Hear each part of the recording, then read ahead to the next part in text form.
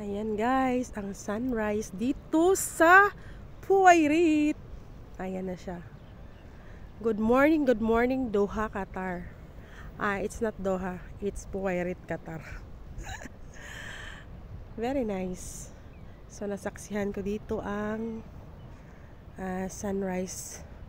Alam mo guys, hindi talaga maganda yung kulay niya ngayon.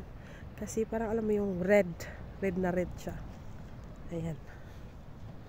So, pinapabayaan ko na lang si ating mag-exercise kasi ano kasi siya? HB. HB kasi. Ayan. So, ang ating mukha ay parang siopaw na ngayon. Ayan. Yan na siya guys. Sunrise. So, akalain mga resorts dito. Actually, pinaghati yung dagat dito. Nasa gitna kami. Ayan. Kabila din siya. Kabila.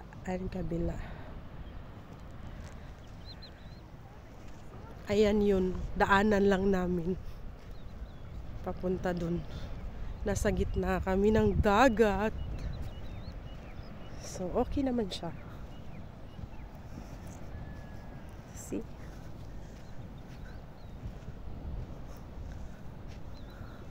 Napakaganda ng lugar.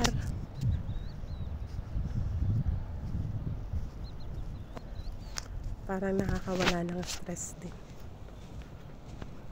sa mga nangyayari sa buhay-buhay. So at least Bisaya talaga ako guys. Ayan. May mga ano din dito. Mga resort. See?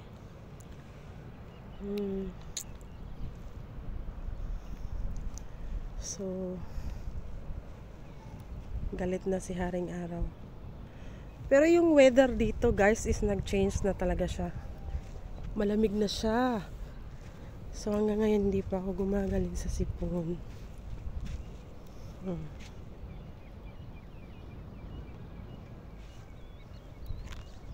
Ayan.